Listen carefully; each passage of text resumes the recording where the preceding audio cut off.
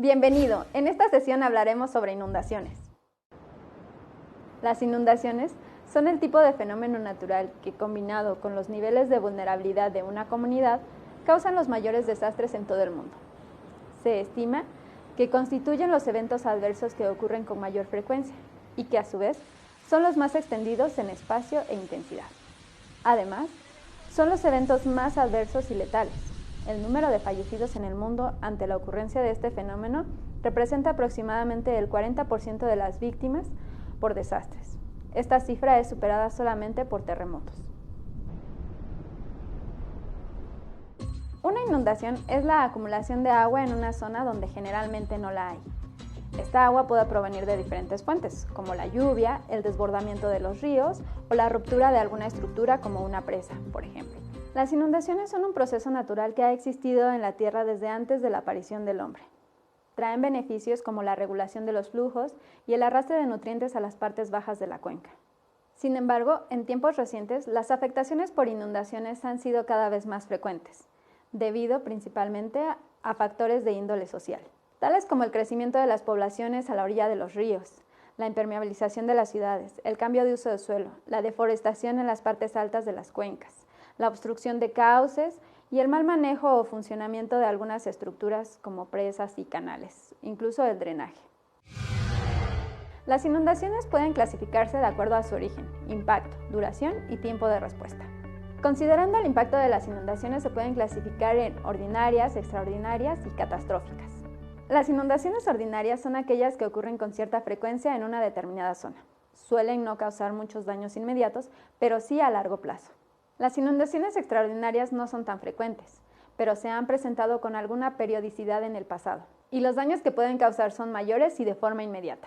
Las inundaciones catastróficas causan severos daños y son inesperadas. Por su origen, las inundaciones pueden ser clasificadas como fluviales, pluviales, costeras o por la falla de alguna estructura.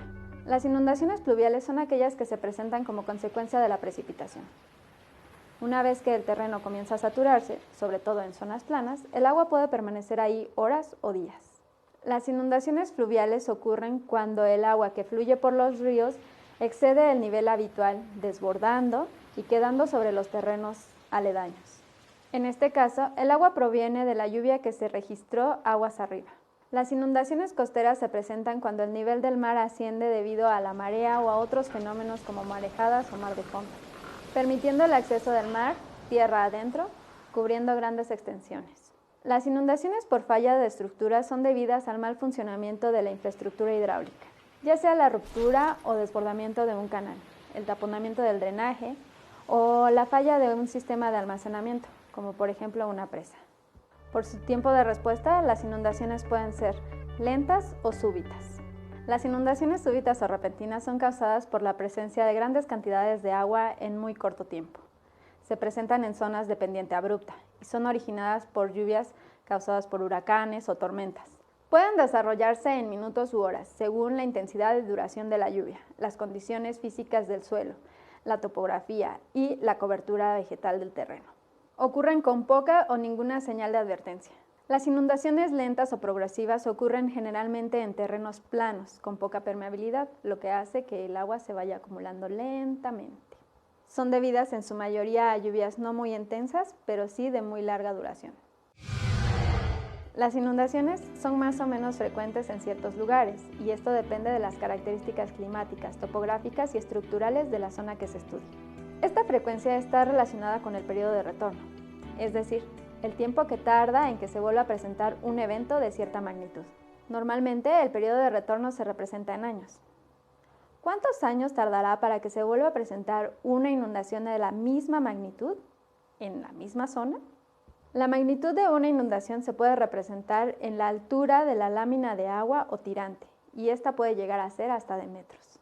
Es importante señalar que aunque el periodo de retorno de una inundación de cierta magnitud pueda ser, por ejemplo, 5 años, esto no quiere decir que forzosamente dicha inundación se deba presentar a los 5 años. Es posible que ocurra antes o después, o quizá dentro de muchos años, y que durante ese periodo se presenten otros eventos de diferente magnitud. Para finalizar, hablaremos de cómo determinar el área afectada por una inundación. El área afectada por una inundación está determinada por las características topográficas de la zona. El agua es un fluido que, como dice el dicho, siempre busca su nivel, por lo que zonas más bajas y cercanas a las fuentes de agua serán más propensas a sufrir inundaciones.